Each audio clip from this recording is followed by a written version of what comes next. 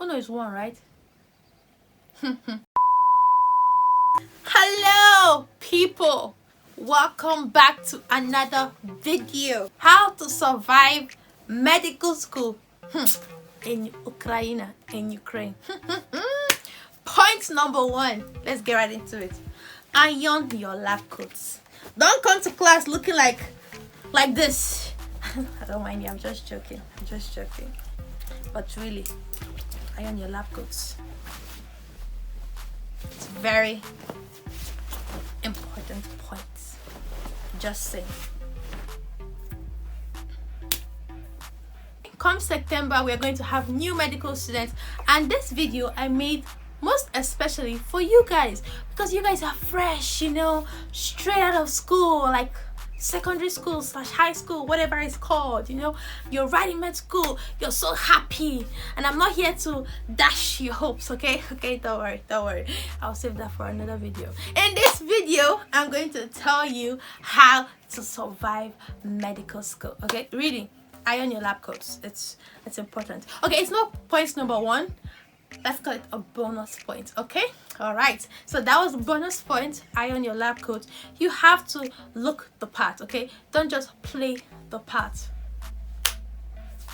Yes. Okay, all right, now to the main points. Number 1, for those of you who are not aware of my new medical students, you will discover what is called an MB or MB, depending on how you pronounce it, in Ukraine. This is called attendance. All right, in Nigeria, in most places, they don't really attendance is important, but they don't really acknowledge it so much like the way they do in Ukraine. For example, in Ukraine, you have to attend every class, and if you miss a class, you have to rework those classes. If you don't rework those classes, you can't write exams. You can't write exams. You can't finish your semester, you will get expelled. I mean, God forbid, you will not get expelled. If you don't follow this rule, then you will get expelled. It's a very serious issue. So MPs is attendance. When you go to the class, your teacher will explain to you, you're supposed to be in class before 8 o'clock or 10:05, based on the paras you have, which is based on the periods you have, and based on the time allocated to this classes. Okay, so if you're not early, they give you MB. Okay, this MB means you are not in class, and then you will go to your school, your respective universities all over Ukraine, whichever university it is. You get an MB slip, you get it signed, you take it to the teacher on your rework days, which is based on the subject. They have different work days, Mondays to Fridays, various times in the evenings, usually by 4 to 5 or 4 to 6, depending on the subject. You prepare for the rework like as if you're preparing for your class. You go there and then you rework your classes. That's it. If you have so many MBs, if you let them pile up, you might not be able to finish them before the end of the semester. And there's something called danger zone. Danger zone is the worst time to be having MBs, and this is very close to exams. The beginning of the semester is not still advisable to have MBs, but at least you still have time to rework your classes.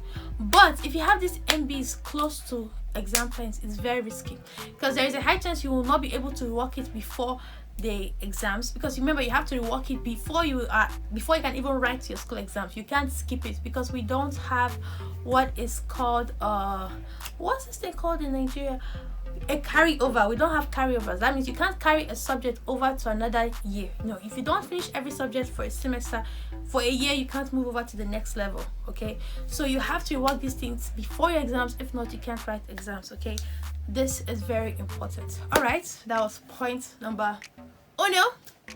Learn Ukrainian language for your own good. I know in my previous video I talked about how I have stayed how many years in this country and my Ukrainian is not super. It doesn't have to be, but at least you should be able to learn some medical terms that you are bound to use on a day-to-day activity. The truth is, when you're in medical school, especially from your 4th year, you start seeing patients, you start talking to patients, you start having case histories. That means you will have to communicate with patients. The truth is, your teacher is going to be there to help you, but she might not be there all the time, or you all are many, so she might not have that full focus to help all of you speak to the patients. So it's best to learn it for your own good, at least at least learn it to some point where you can have a one-on-one conversation.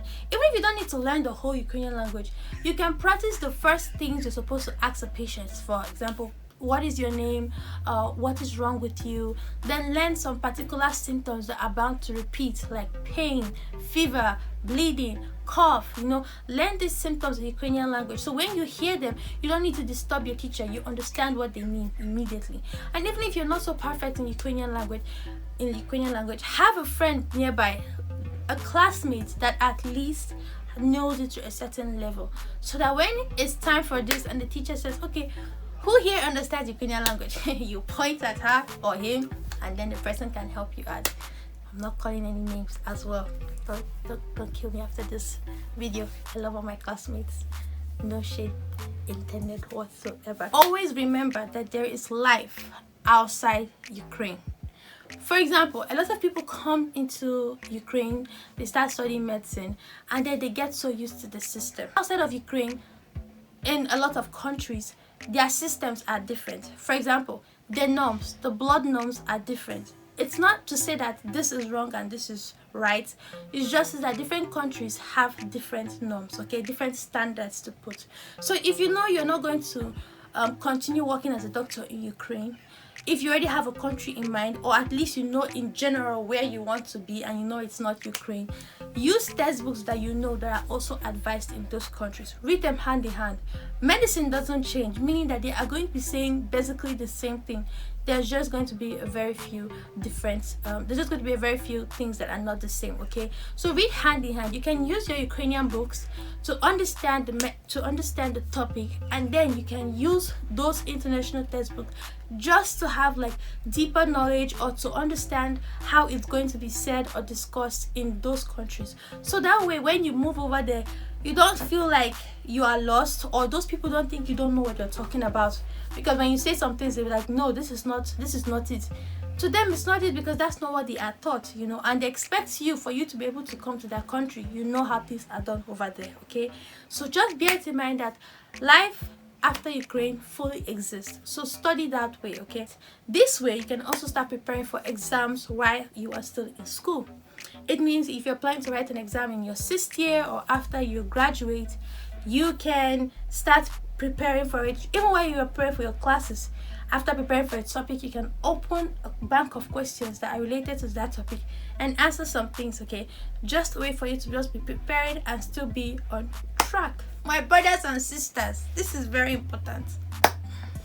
You are not in competition with your classmates. Ew! Preach, preach it. This is important, because we have this tendency to compete with each other. It's not a competition. There is such a thing as healthy competition. It means you're reading and you're seeing this person's stuff or this person's work as a motivation. Oh wow, okay, this person scored this high. Wow, that's good. I can actually do this. I can get that score. That's a competition. That's a healthy competition. You're boosting yourself. But when you have made it your life mission that you must score parallel maximum in all your classes, and when you don't score maximum, it becomes a problem. My brothers and my sister, it's not healthy, okay? The truth is, you can also look at someone's pattern of reading and decide to make it yours. Don't do that. You're not the same person. Come on, you're not. For example, your classmate only needs one night to study for tomorrow's topic, and all of a sudden you have decided that is your life, and you wait till a night before, you don't work under pressure like me, and then you decide to move everything into your brain in one night. Where are you rushing to? It's not a competition, okay? Try and find the way you study best.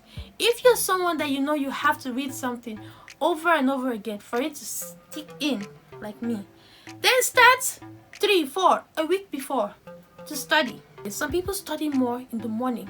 They are fresh, they are vibrant, they can retain things faster. But if you're not a morning person, talk more of to come and sit down and be studying when you're half asleep. Please don't do it, okay? What works for someone doesn't have to work for you. Find out what works for you and stick to it. It's not a competition, and by the end of the day, it's not who got the highest mark. It is who can diagnose and save a patient. Because the truth is, you're not doing this to impress your classmates or your parents, let's be honest. You're doing this to save a life. tomorrow someone's life will be in your hands. Well, you and God, let's be honest, because the truth is there'll always be that pressure, that tension. So at that moment, it's not about who remembered the definition of something. No. It's about who was smart, or who is smart enough to fix this, to save this person at the shortest time possible. So don't be scared, especially for my new medical students, that you don't know what you're doing, you don't know where to start. Okay, you are going to be okay. Doctors have come from Ukraine. Okay, a lot of people have graduated and they're making it out there, and you too can. Okay, just use these points I gave you as just a foundation. It's not everything you're going to know, but it's just a foundation. And honestly, some of these things I wish I knew them earlier, because it might not have even made a difference in my life, because if you're lazy, you're lazy, but at least you have them, so now it can help you. Okay, I look forward to hearing from you, and I hope you found this video entertaining, but most importantly useful. Bye.